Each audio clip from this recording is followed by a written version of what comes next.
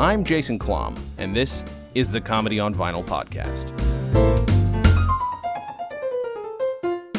The year is 1976. The album is Derek and Clive Live, the artist Peter Cook and Dudley Moore. And my guest this week is Jim Piddock. Thank you so much for doing the show. You're very welcome. Happy to be here. So you picked, you gave me a number of options to go from.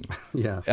And all ones that I love. I mean, I grew up listening to Billy Connolly. That's the first stand-up I ever listened to. So I'm glad I was tempted to. But I've been wanting to cover this insane album for a long time. In 8 years on the podcast, nobody's picked it.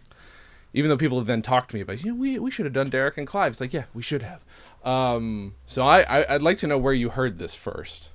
I was at university, London University, and I was always a big fan of Peter Cook and Dudley Moore. And not only, but also Beyond the Fringe, Behind the Fridge.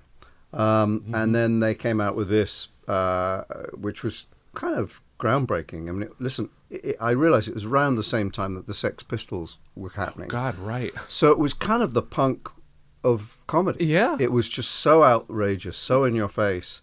They were clearly very, very drunk when they made it. And both Peter and Dudley were great improvisers. And as drunk as they were, it's still alarmingly funny. And it still makes me laugh today, whatever it is, 40-something years later, as much as it did then. Which shows how much I've matured. And for those who aren't aware, I mean, it's pretty simple. They're just usually two-man sketches. There's a couple just songs or limericks. Basically, one of them is almost a limerick. Where these two drunk Englishmen get together and play. Either other than just Derek and Clive, I don't know if there are names to some of the other characters or not. No, they're not. They're sort of stock characters that they used to do. I mean, Peter's kind of upper class, going and all that stuff. And then there's a couple of tracks which are recorded in front of a studio audience, which were more scripted. The Blind sketch, which is just a great gag. It's tasteless as hell, but there's nothing about the album that's tasteful. It's probably the most politically incorrect album. Oh, for sure. Sure. And I think we were talking about earlier, there's one other that, of all the tasteless stuff, I think it could all maybe pass a little bit.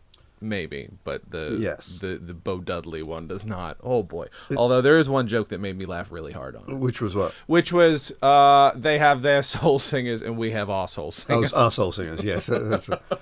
I liked that joke a lot. Yes. But the rest of it's really disturbing. Which is too bad because I like to listen to Dudley Moore play music.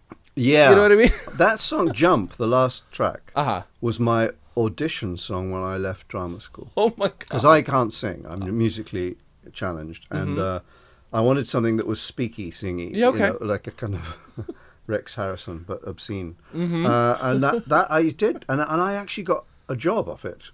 Wow. After leaving drama school, singing Jump, which I can't remember what I did yesterday, but I could still remember that entire song. Really?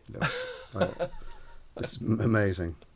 I mean, it really is. I was just thinking too. It is the vinyl version of the Aristocrats. It is. God, if anyone's because seen that film, they're just trying to top each other left and right and just say the dumbest. Like the premise of the first thing is that one of them's worst job ever was pulling lobsters out of Jane Mansfield's ass. Yes, a premise that has not been covered before.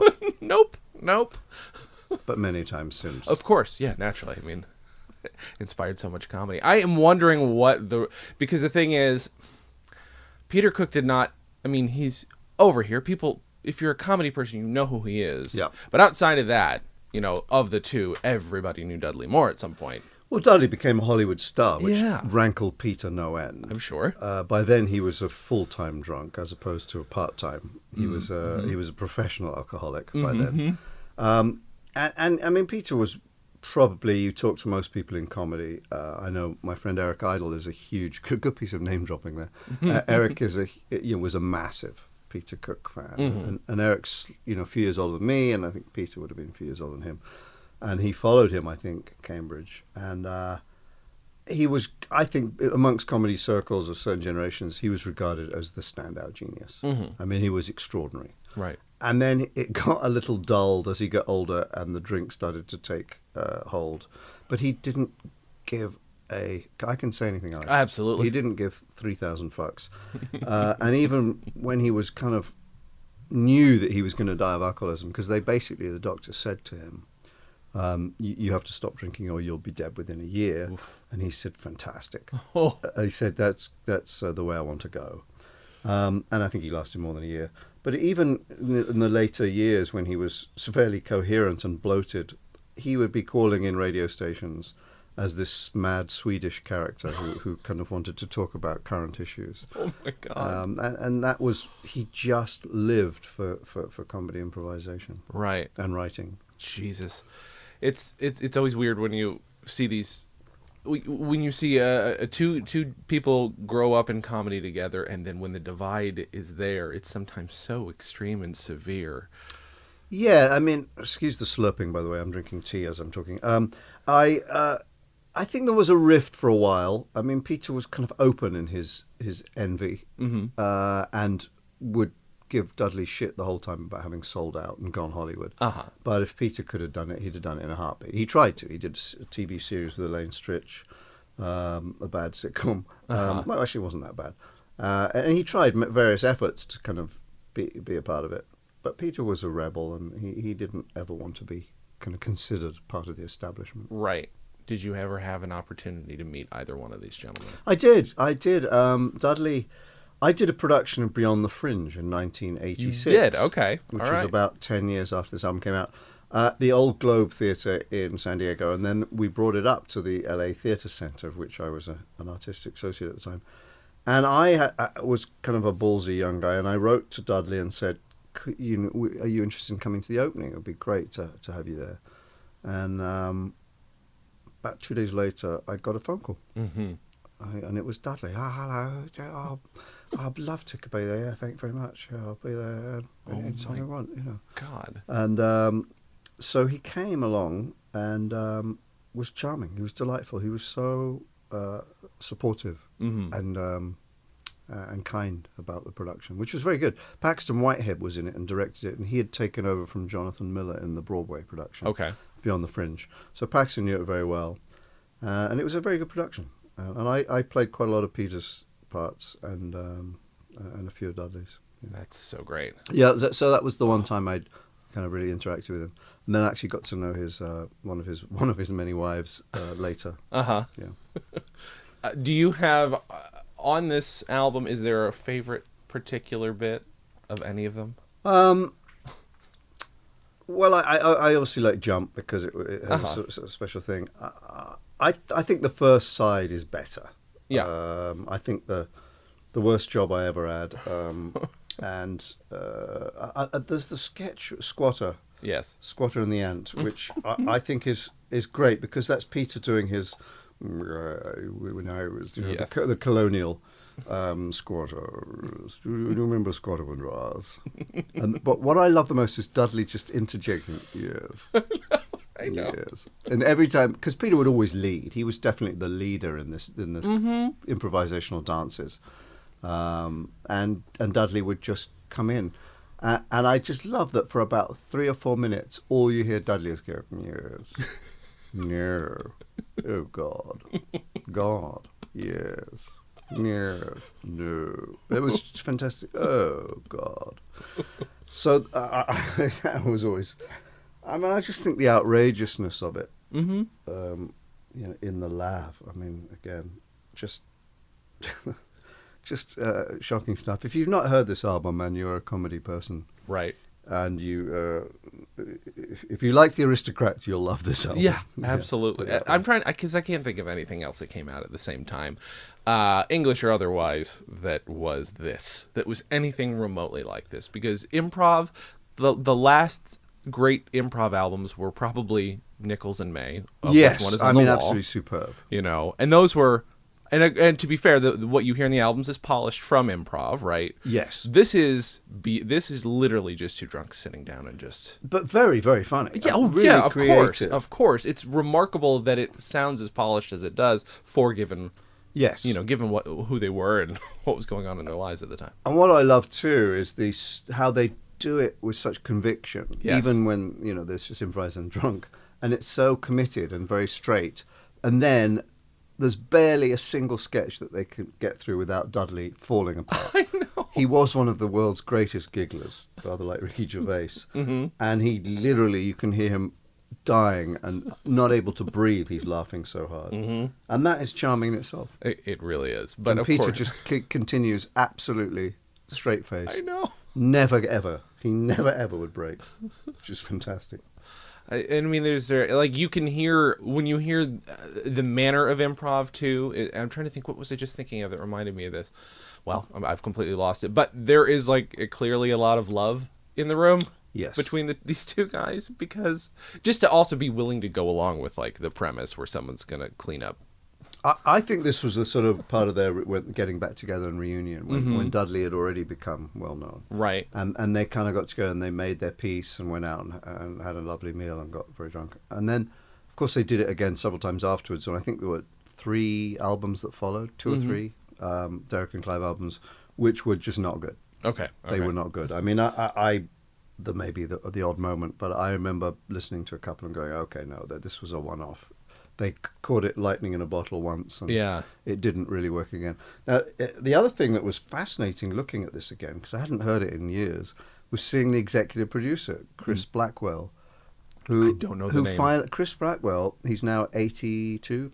He founded Island Records. Oh, wow. Okay. And was managed, I mean, great people. And he basically put Bob Marley on the map. Wow. And I went to Jamaica last year for the first time, almost exactly this time last year, and stayed at Goldeneye, which was the James Bond, where James Bond was written. Yeah. It was Ian Fleming's estate, and it's now owned by Chris Blackwell. Okay. Because Chris has lived on and off and he has a sort of residence on the.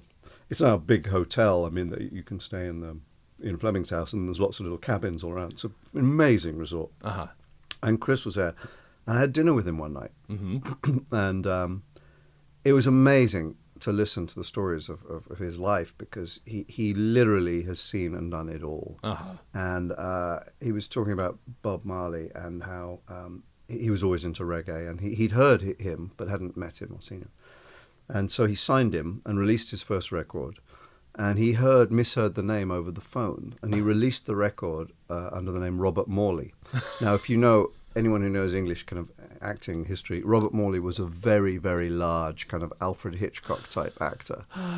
Big, very large, bald actor. Very, very English, Robert Morley. That there were about 500 copies that are apparently worth quite a bit now. Wow. Until he was corrected and got his name right. That's amazing. But so Chris Blackwell. So that was kind of bizarre to see that. That's very funny. Yeah. It's very strange when you see, like, for instance, one of the reasons people say that Cheech and Chong caught on is because Lou Adler was producing all their albums. Yeah. You know, and I don't know a ton of. That's the only times, by the way, when I ever know of a music producer is if they've worked in comedy. Yeah. So now I know. Now I've learned another name. Yeah, my guess is that they just recorded this at Peter's house or whatever, and then one of them must have had I'm sure Peter actually knew Chris or Dudley and said, "Look, do you want to release this?" Right. Island was at that time super hot. They had so many great people. Half my record collection from that time is Island. So you still have all of your old records? You keep them all? I do. I've got all my LPs. I brought them over from England. I've lived in this country for almost 40 years. I brought them over a long time ago, and they're all in pretty good condition. Yeah. Do you have? So, what were some of the? If you were going to pick a Billy Connolly album, what was there one you had in mind? I mean, I've got so many. I just adore Billy. Yeah. And I've worked with him a couple of times, and sort of know him socially a bit. And he is one of the greatest comedians that's ever lived. Stand-up comedians. Yeah. And he's also one of the only people I've ever met who, at a dinner party, you will be happy to just let them take over. Some people dominate and you go, "Oh, shut the fuck up." Okay, we get it. Billy is someone that everybody in the room would just happily sit back and let him go. And the same, I'd run into him at Starbucks in Studio City and he would hold court there just talking to anyone and making everybody laugh. And he's an introvert, complete introvert. He loves just fishing and playing his banjo in his spare time. But I mean, the body of work is so phenomenal. It'd be impossible to pick anything. Truly, I think the greatest stand-up in my lifetime. Yeah. Yeah, No I mean question. I've had to compare every stand-up I've heard since that, because that's the first stand-up I ever heard. That was where I had to learn to navigate around an accent for the first time. You know, Yeah, because I think I probably listened to it. It was the pick of, so it was just a best of that came out in like maybe around the same time this came out, even, or the early '80s. Yeah. And I probably listened to it 30, 40 times just so I could figure out. I don't know what that word was. I don't know what that word. There's probably still a few I don't know. Have you ever seen him live? I've not. Amazing. I Amazing. I've seen it probably a half a dozen times, and never ever gets old. Yeah. Never gets old. And he kind of circles around things, and it's never quite the same. He has a structure, but you know, he admits, "Oh, I got lost there. I'm going back there."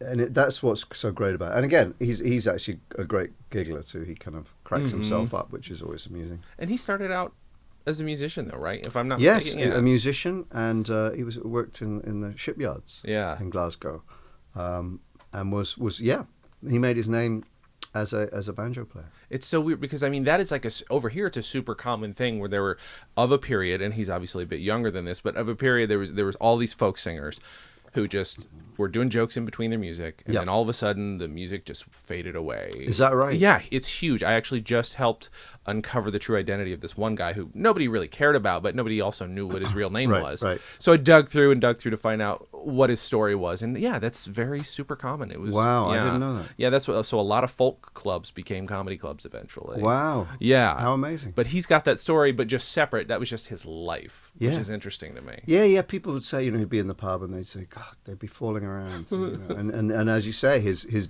patter between the songs became more than the songs. Yeah. And then he still, when he was touring as a comedian, used to do a bit of music now and again. They're great. And then after that, it was like, no, just I mean, I can't think of Wellington Boots without singing his song. I mean, it's a little hard not to. Yeah. What are some other comedians you grew up listening to or watching? Well, I loved Barry Humphries, his character Dame Edna Everage. And Dame Edna actually got a start in England at Peter Cook's club, The Establishment. Okay. Peter ran this small club in the West End, Soho, and gave Barry his chance to test that character out. Wow. And in those days, it was not Dame Edna Everage; it was just Edna Everage, housewife. Mm-hmm. And it was a character that, again, comedy people will know, has endured for 4 decades. Right. 5 decades, probably. Mm-hmm. It started in Australia, and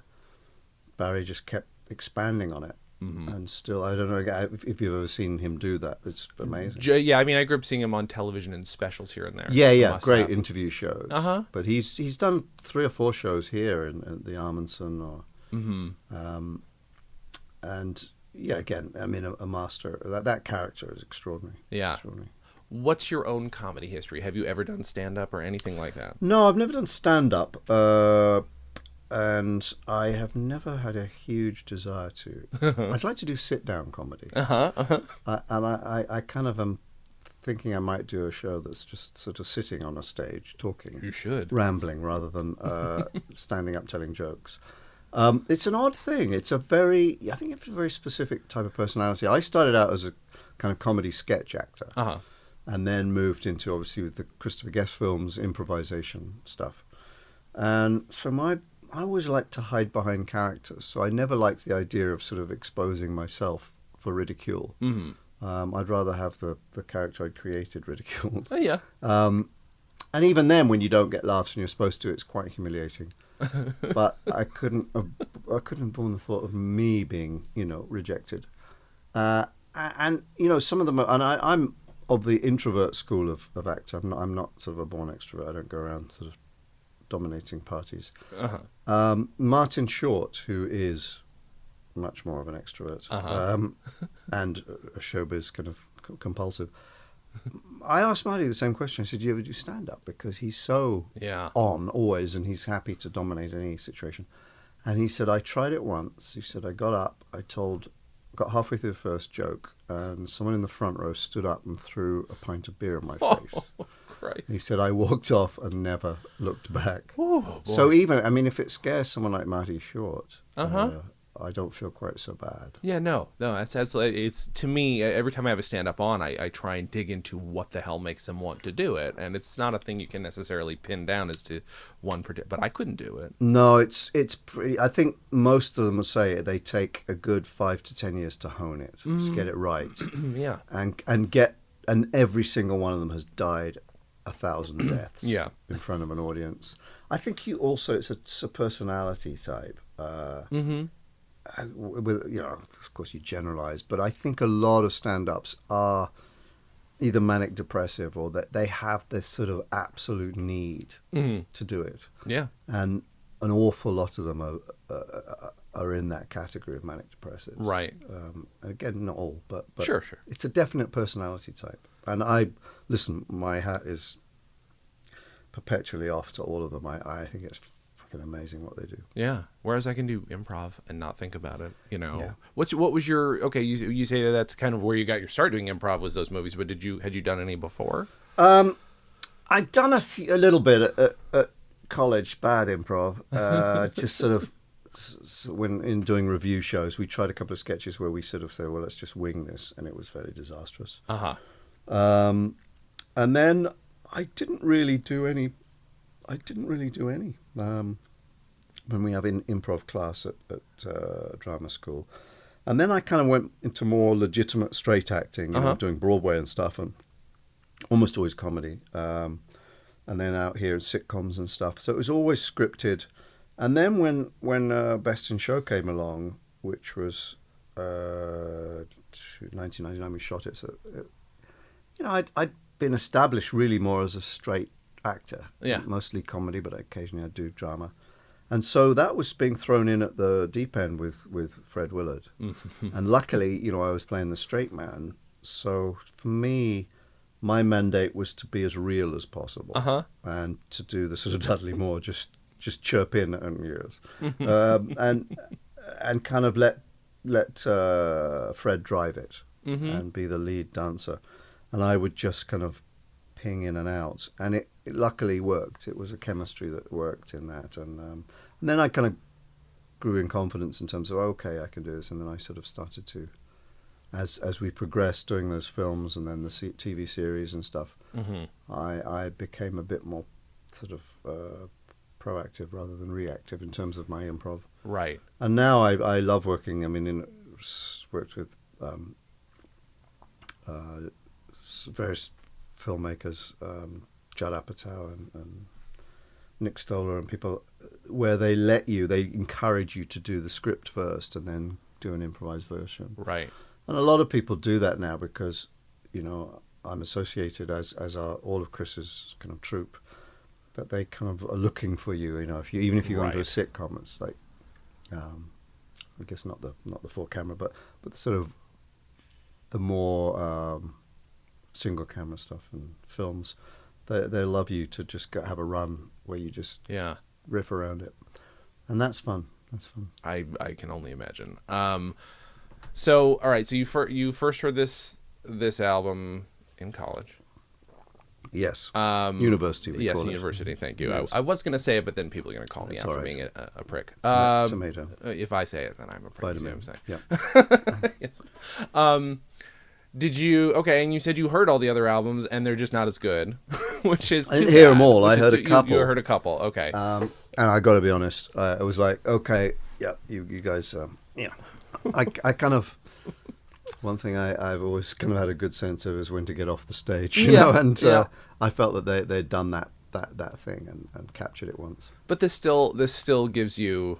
I mean, you still said you laughed pretty hard at it. Absolutely. Yeah. Absolutely. I mean, there is that one sketch called Bo Dudley. Yeah. Which is staggeringly racist. But even in that, it's not offensive in the sense that, oh my God, that's just really demeaning. Right. It's more because there's most of that sketch is actually making fun of the people who are racially insensitive. Yes. Yeah. And of a English kind of snob elitism that just don't understand American black culture. Right.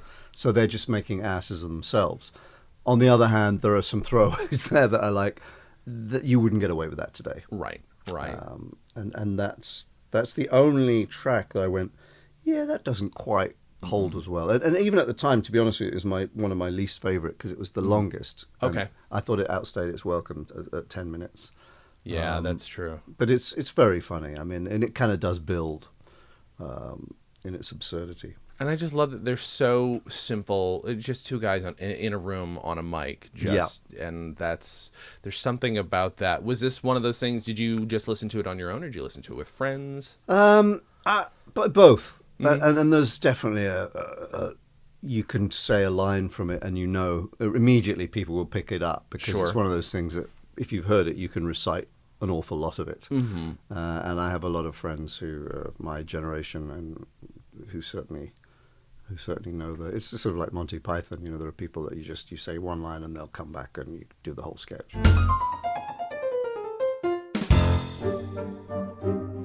StolenDress.com is proud to present Of Dice and Dens, a D&D podcast, starring Navia the Centaur Fighter, Eloshana, Fiznik the Warlock, Grin, Good Putts.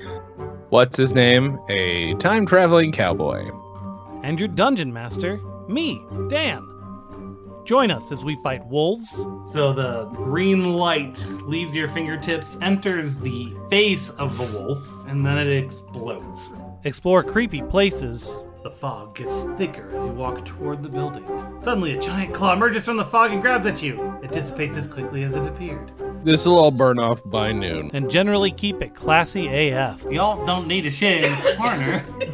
Oh, well. Did y'all shit in my corner? So visit odndpodcast.com or find us on Apple Podcasts and Google Play. Did you listen to or watch a bunch of Monty Python at all? I did. I would say they were probably the biggest influence on my career and life. Mm-hmm. So, again, I was at school when it first came, and then throughout college. Actually, by the time I got to college, they might have even split up. Okay. And I loved it. And even at the time, I knew that the shows, the weekly half hours, were hit and miss. Yeah. And that's what I loved about it. It was so innovative. Mm-hmm. And again, it was so... I mean, they've been compared more to the Beatles of comedy as opposed to what I described Derek and Clive as the punk of comedy. Uh-huh. The Sex Pistols of comedy. And they really were. And what I loved, though, was that it wasn't polished and it was so smart, so silly.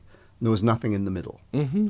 And that was what I love, and what I've tried to sort of strive for ever since is that middle ground is boring to me. Uh-huh. I like really silly, really smart, and quite vulgar.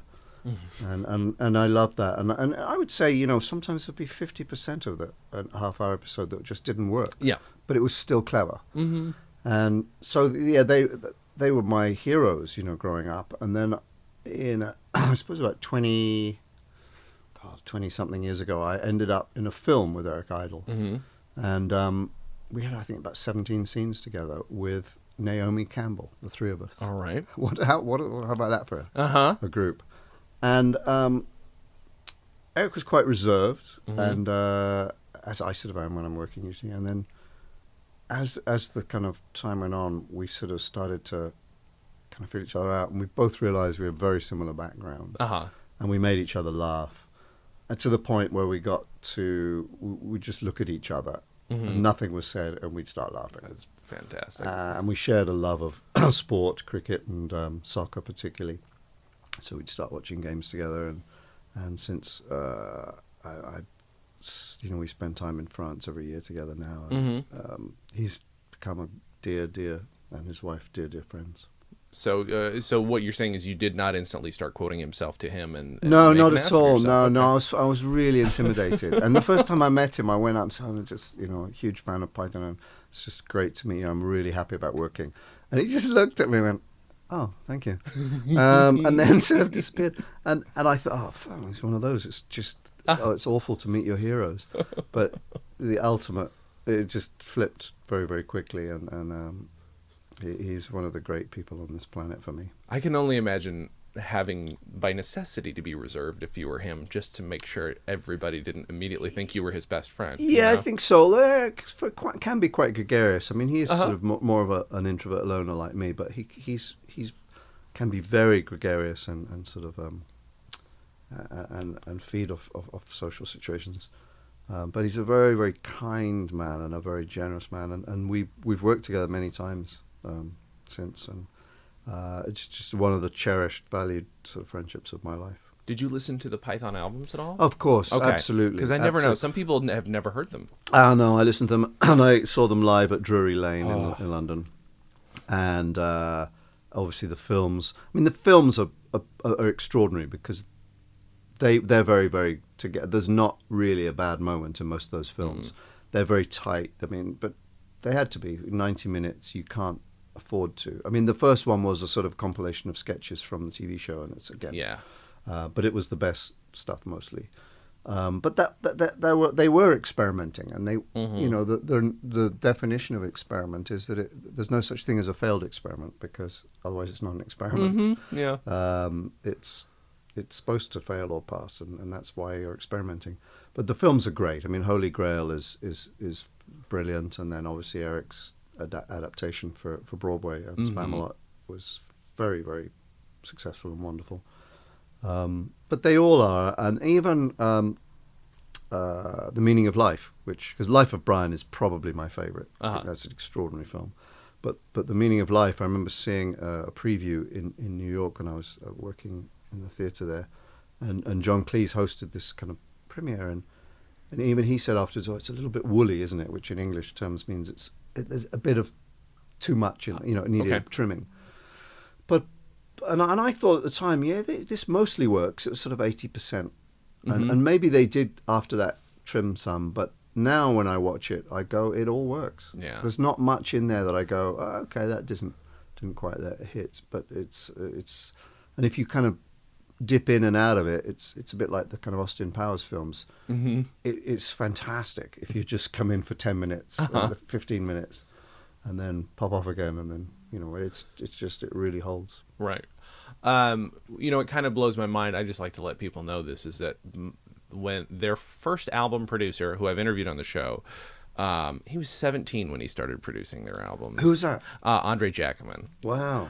He still does sound for movies all the time, but like he produced, I think, starting with their second album, every one of them. And what kind of blew my mind was when I interviewed him, and he said, "Yeah, and then there's this line from one of the songs in Life of Brian," and I'm like, and this line got cut, and I'm like, "So you're telling me that you probably just got a box of like outtakes from Python?" He's like, "Yeah, somewhere probably." And I'm like, "Oh God, I want to hear them." Wow. These all have to come out somewhere, I want so badly to hear them. Is there? Absolutely. I like to, when I've got English guests on, I do like to know if there's somebody who has never made it over here that we should know about, that maybe had an album, maybe didn't, but yeah, there's a plenty. I mean, there's tons. Jasper Carrot.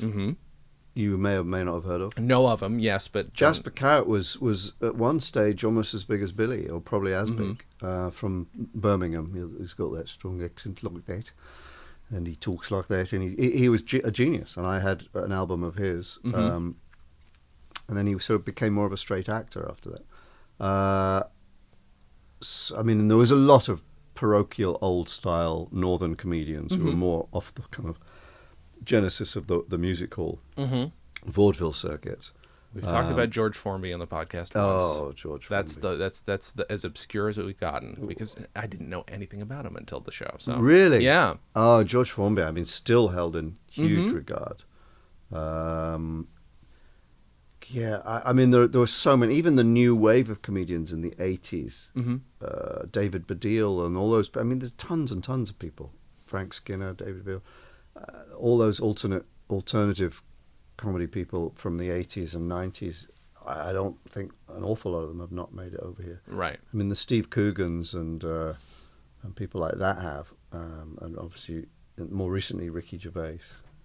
What's weird though is how, if you come over here, the adaptation to how we do things is insane, because Steve Coogan could still go back to the UK and do all the Alan Partridge he wants. Yeah. It doesn't. I don't think it makes sense to anybody here. They never saw him, as that character. It's just insane how it's. I mean, and good for them. I think you should be able to keep this stuff that makes people happy there if you want. Because I feel like it's almost the same with Ricky Gervais. If he were, he could just strictly do stuff over there. Although I guess every time he does, it's going to get sold to HBO, and he's going to be fine. Well, I think now the crossover's easier, but with the Netflixes and things like that, what used to be sort of the domain of PBS it is now kind of wider. I mean, drama's always travelled better. Yeah. Comedy, particularly English comedy, a lot of English comedy on television is pretty parochial. And I think they're starting to realise, with shows like Catastrophe, that you can actually cross the Atlantic. I did a sitcom, I created a sitcom in 1999, I think, called Too Much Sun, about two Brits living in Hollywood with Mark Addy and Alex Jennings, and Lee Majors was actually in it as well. Really? Regular. And it fell a bit between two stools. It was, looking back, it was pretty broad. It's not the way I'd do it now. But it there's some funny stuff in it. But I feel like it was too soon almost for people to really understand the two cultures. It's much easier now. Yeah, I think people. It's still slightly kind of elitist. I mean, I don't think British humour plays terribly well in the Midwest or the rural South. But then, I would say probably vice versa true. I mean, American comedy does travel a bit better, I think. Can you think of a good reason for that? Well, I think you're playing to a bigger, wider audience. So America, if you're funny in America, you're funny to a much bigger slice of the world. So I think and I think the Brits are more au fait with American television, American humor. I mean, so many sitcoms are on British television, which is not the true in the reverse. Sure. I mean, the fact that Benny Hill for years and Are You Being Served were the two shows that people knew. This comes up so often. Were extraordinary because they were considered. I mean, Benny Hill was beloved, but it was always considered cheap, low-end humor. Yeah. And Are You Being Served was considered crap. It was absolute shit. But funny. I mean, sure. There are endless Mrs. Slocum pussy jokes that still make me smile. But they, I don't know why that worked. Yeah. That is a mystery to me because that's totally parochial. Benny Hill I get because it's much more visual. And Python I get sort of why it hit a certain educated, elite audience. Yeah. But it was, it's definitely getting easier. Right. It's getting easier. I will say, I don't think I've ever said it on the podcast, but I would happily settle for having just a broad enough appeal to make it in England and just get the fuck out. I mean, out of here. Meaning, because, really? Yeah, I think so. Although, maybe not with Brexit. I said that a lot more before Brexit. So, well, I think you and a lot of people. I remember being so upset. I'm like, oh, Brexit's so sad. I'm like, God, you poor people, you've done this to yourselves. And literally months later, Trump. Well, they were clearly connected. I mean, we don't want to get onto that. No, we don't. But we'll both start swearing and smashing the place to pieces. But yeah, there were very similar. Very similar farts in the face of humanity. Have you ever done this kind of improv, or would you sit down with somebody who you thought you really clicked with and do, wouldn't have to be Derek and Clive, but your own thing? Yeah, absolutely. I mean, usually it's sort of someone you got to feel like you have a kind of chemistry with. It's dangerous. I mean, I think I'd play around with it first and see. But yeah, I mean, the idea of doing like a podcast or a radio show with somebody else and just for 3 or 4 hours going anywhere, rambling, being serious if you want to, being funny if you're not, just ranting about the world. Right now, at this time in my life, would be fantastic. Yeah. Because I there's so much to rant about. And I think I get angrier as I get older, and in a funny way. That's probably, anger, if you can turn it sideways, is funny. Sure. I didn't care so much when I was younger. I was too self-involved, and now I care more about the world. So, so yes, no, that would be. I actually have thought about that in the last few weeks. That might be fun, or months. Yeah. You've been here since 1981, is that right? Very good. Yeah, I came over in January 1981. So it's a large chunk of my life. I mean, and I actually just bought somewhere in London, so I'm spending more time in London. I'm splitting between here and London now, sort of circling back in the third act of my life. And I love being there, and I'm working there more than I used to, because for the best part of 3 or 4 decades, pretty much just worked here and occasionally would pop back and do a film or TV show. But now I'm sort of interested in doing both, and I have a lot of family still back there and my beloved football team. So yeah, I mean, I'd like to. They complement each other perfectly, LA and London. Sure. Did it change? Do you know how your perception of comedy or your thoughts on comedy might have changed by being here? Do you have any concept of that? Yeah, I think it's wider. It's much wider. Yeah. It has to be. I think it's wider as you sort of grow older and you're exposed to different forms of comedy. I mean, I'm still innately British. Sure. So I still gravitate towards that type of humor, and funny British people. But no, I very much appreciate so much, and I've worked with so many great American funny people that I get it. You know, I think more than I would have. Although I remember sitting in a almost empty theatre at college/university, watching Animal House and laughing out loud, literally out loud. I was seeing a matinee, and there's maybe 2 other people in the cinema, and thinking, this is really fucking funny. Yeah. And so I think I've always got it and appreciated it. But I would say it's probably wider. I think I now know more what I like and don't like too. That's fair, yeah. And what I can see through things a bit, you know. As you know, if when you see how the tricks are done, you kind of become more critical in a way. Right.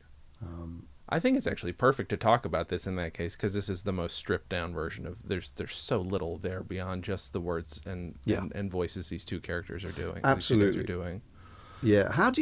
I'm just fascinated at your knowledge of. Have you always been comedy fanatic? I've always loved comedy, but I mean, because of this show, I mean, especially early on, a lot of people complained when I would say I don't know a lot, where it's like, because I literally am here trying to learn, you know? Yeah. And so, which is why I've gone out of my way to try and get more women, try and get more non-Americans on the show. Yeah. And I mean, my parents grew up forcing English stuff on me, so that's another reason why I love English comedy. Comedy abuse. Yeah, very much so, including Are You Being Served, et cetera, et cetera, et cetera. So, like, I'm also Real obsessed. comedy abuse. Yeah, exactly. Exactly. So I've tried to, like, spread my wings and, like, get a little bit of this and that, so that anybody who's listening to this, who they're chiefly American, I figure, you know, let's give them a little something that they're not used to hearing. Educational. Yeah. Your show is both educational and entertaining. A little bit, except for, you know, again, if I say I don't know what's And going on. why did you choose vinyl as the starting off point? You know, because other than that Billy Connolly tape, almost all the comedy I listened to growing up was vinyl,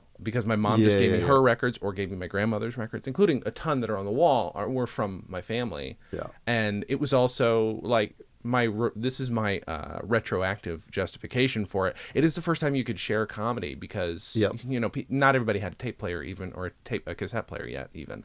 Like in the 50s and 60s, nobody had a cassette, so this is how you could share something you loved. It's got to be a generational thing, because most of our introductions were possibly through television to a degree, but that was more structured, written. But stand-up-y type comedy has to be through records, cassettes, DVDs. Yeah. I mean, you're I think a few years younger than me, but that has to be general, because now, what would your first exposure to comedy be? Right. It's I don't know. YouTube. Yes, you're right. It would be YouTube. Maybe some TV, but TV's all online now, so you don't need. But it's TV. not oral. Right. Strictly oral. Yeah. And I don't mean that in a. It's you know, and that there's something about just listening that is very different, because you can't get laughs with faces or, you know, funny playing off the audience. And so I think your appreciation when you're just listening becomes slightly different. Yeah, and absolutely. you really learn those. I mean, most people know those albums quite well because you're young and you're listening to them 500 times. Yeah. I mean, I know so many people that said that all they listened to was Woody Allen you know, stuff. And so one's first exposure, which is, very, very different now. And it's much more disposable now, I think. Yeah. Well, I was a young teenager just before broadband internet was even a thing. So just before. So I had CDs, right? But But all my experience with Python, even though I could have watched it if I tried hard, was the albums, which is why I love the albums about 10 times more than the show. I love the show. But for me, I love the albums because I can do whatever the hell I want. Yeah. They're so produced where and they're also done a few years after they did the original sketches. We're like, well, maybe we can improve this and make this sound better or richer. Yeah, yeah. Rather than, frankly, cheap TV cameras. They did the best they could, but they had a lot more opportunities to make it sound better. I don't know. Yeah, I think that's a lot of it. I definitely had this stuff that I could still spread around. I made my best friend through comedy records. So, that's also a big part of it. Yeah. So I always ask, hey, did you share this with anybody? I always like to know if you made comedy friends or not, Yeah, yeah. It's interesting to me. It's fun to talk. People say, you can't dissect comedy, and it's awful when people try and analyze it. And I think it's really interesting. I do too, obviously. And talking about it, especially technically for somebody, if you're working in it. I worked with a young actress, she's now probably 30-ish, called Lizzie Kaplan, who's a terrific talent. And she was quite young when I worked with her. She was probably in her early 20s. And I was just blown away by her knowledge of comedy, particularly British comedy. And she's now, of course, married to an English actor. So she also was an Anglophile to a degree. But I was so impressed because, she's I don't know, almost 40 years younger than me, but she knew all the people I knew. And that's fantastic. I was really, and I think it's really brilliant that's gone through generations, and it really kind of makes me optimistic. Yeah. Well, I think we're going to hit a point here where, pardon me, sorry, I don't know what's wrong with my throat here, but growing up, my parents' generation and people who were pumping entertainment into my home were desperately clinging on to the 50s because they were afraid their childhood was dead. I feel like I'm going to be the kind of person who's going to be clinging on to stuff like this, if only because there's so much more exponentially every year. Yes. So I'm going to be holding on, a keeper of a flame even for the bad stuff, but mostly for the good stuff, I hope. And yeah, it's a weird little parallel.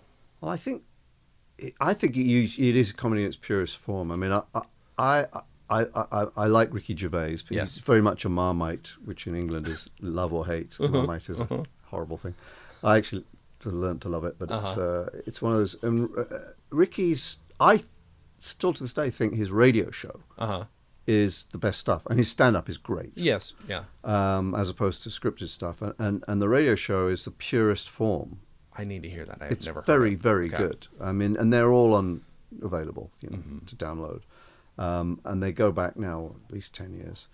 And my exposure to Adam Sandler, for example, I was sort of like, the films left me kind of, okay. I thought they were fine. I didn't, again, another person who's Marmite. Yes, you love him or you hate him. But I thought that I listened to, that was then cassette, and I thought, oh yeah, this guy's really good. Those are really, very really good. insane, but they're very well put together. Oh, they're very funny. But you sort of, it distills the essence of a comic talent, which the films and TV shows don't. Right. Yeah. That's fair. This album, if you're going to tell people why to listen to it, maybe they don't know who either Peter Cook or Dudley Moore are. What's a good reason to give this thing a listen? Well, I think because not just because historically it was like, wow, this is so outrageous at the time. It's genuinely funny, and I think if you're a fan of improv, you can see, people say, oh, it's, as soon as you go blue, you're taking the easy way out. I've never bought that. No, because people can be really funny without being disgusting, and they can be really funny being disgusting. Yeah. So I would say, as I said, we mentioned, it's the aristocrats of vinyl, and if you listen to this, you should go back and listen to Peter Cook and Dudley Moore's Not Only But Also. Yeah. I think those are available, the audio. The tapes, the BBC astonishingly have destroyed a lot of their old tapes that they had, and they lost them. But you can get on DVD or download. You can get the best of Peter Cook and Dudley Moore's Not Only But Also, and they had some amazing sketches on the TV show. But to me, they were, two of the first great comic talents that I remember. What's insane is I forgot. I don't know how we got this far without mentioning. There is a sketch where basically every other word is cunt, and absolutely, cunt. And it's one of the funniest things in the world. It shouldn't be. Well, I know, and it's the one word that's taboo now, still in this country. In England, it's not. Sure. And it hasn't been for a long while. Yeah. People literally use it almost as a term of affection. Cunt, how you doing, cunt? All right. Don't be a cunt. But it's a lovely word. But first of all, it's the NT is always good. It goes way back, Shakespearean. Still makes me laugh. Yeah. It's and it's a bit more accepted here now. Yeah, a little bit. My daughter's generation is not shocked by it. Okay, all right. They use it a lot more freely, and it's not considered misogynistic, which is, of course, it shouldn't be. It's no more than dick or prick. It's ridiculous. It's just a word. And people give words so much power. It's just, come on. I know. Come on. This episode is not going to come out for a while unless you've got something super pressing to No. promote. I'd be surprised if it comes out at all.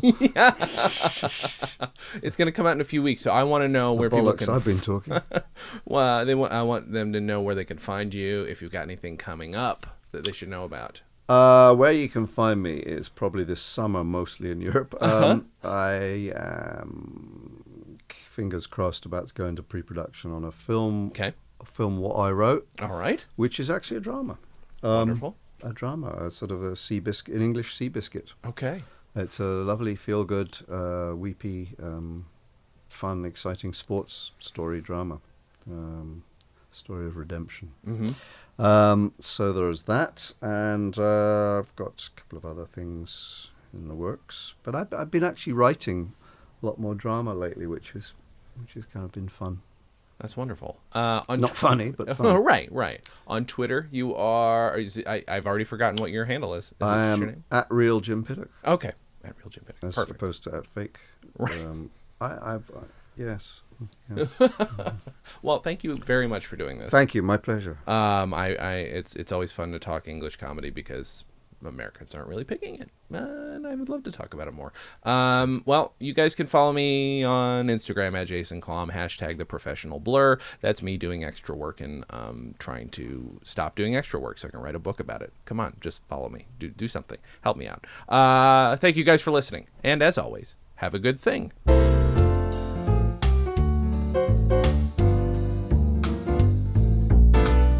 Comedy on Vinyl is a production of StolenDress Entertainment. It is produced by Mike Warden and is hosted and edited by Jason Klom.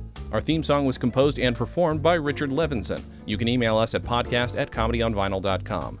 You can also send snail mail to StolenDress Entertainment, P.O. Box 805, Burbank, California, 91503. Subscribe to Comedy on Vinyl on Apple Podcasts, Google Podcasts, and anywhere else you can find podcasts. Give us a 5-star rating and write us a review. It helps. You can find us on Facebook, Twitter, and Instagram at Comedy on Vinyl, or find everything in one place at comedyonvinyl.com. A major portion of Comedy on Vinyl has been underwritten by Stand Up Records. Please visit standuprecords.com for all your comedy needs and tune in to the new Stand Up Records channel available on the Roku, where you can also find select episodes of this podcast. Visit StolenDress.com to listen to our other podcasts, watch videos, and imbibe freely of our multimedia content going back 15 plus years.